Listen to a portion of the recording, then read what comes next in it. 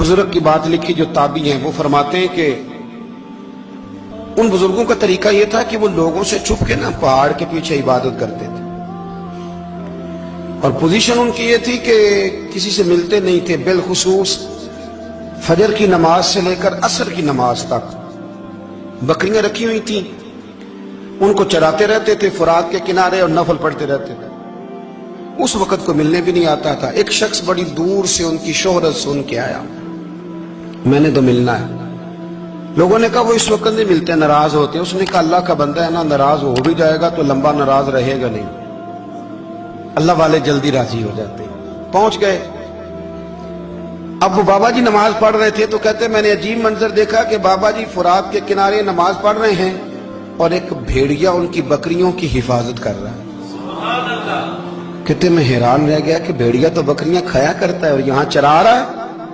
कहते मैं जब गया तो बाबा जी नवाफिल में मशगूल थे, मुझे देख के कहने लगे इस वक्त क्यों आए? मैंने कहा हुजूर अगर आ गया हूं तो फिर मेहरबानी करें कबूल फरमा लें।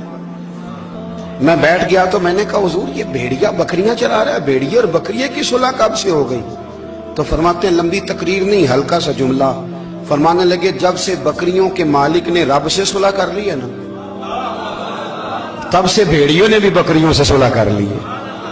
बकरियों के मालिक ने रब से सुलह कर ली, गुनाह छोड़ दिए, उसकी फर्माबरदारी में आ गए।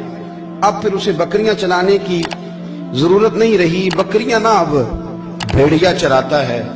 कहते हैं मेरे ऊपर कपकपी तारी हो गई बुजुर्गों की बात सुन के, और मुझे प्यास लगी और ख्वाहिश आई कि पता नहीं अब बाबा जी कुछ खिलाएं पिलाएंगे भी कि नहीं, बाबा जी कुछ खिलाएंगे भी कि नहीं।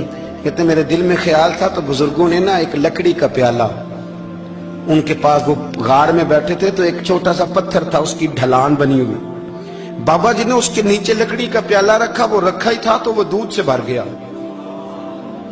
कहते उन्होंने मुझे दिया तो ठंडा और मीठा दूध, मेरी तबीयत खुश हो गई। बाबा जी ने ना दोबारा वही प्याला उसी जगह रखा तो शहद से भर गया।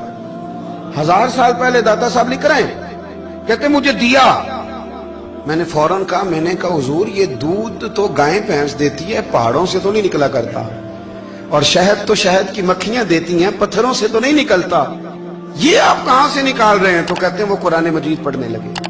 वज़िस्तस्क़ा मूसा लिक़ौमिही, जब मूसा की कौम ने उनसे पानी मांगा, फरमाने लगे मूसा की नाफरमान कौम पानी मांगे, हजरत मूसा पत्थर पे डंडा मारे तो अल्लाह वहां से 12 चश्मे जारी कर दे।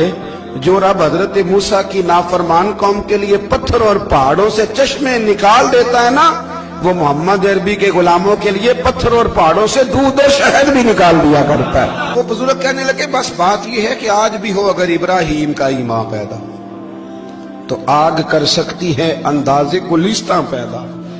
कहने लगा हुजूर फिर मेरे लिए भी दुआ करें। आप फरमाने लगे फिर दुआ ना करा तो मदीने वाले की गुलामी शुरू कर, तो नबी करीम की गुलामी शुरू कर, तो रसूल पाक की गुलामी शुरू कर।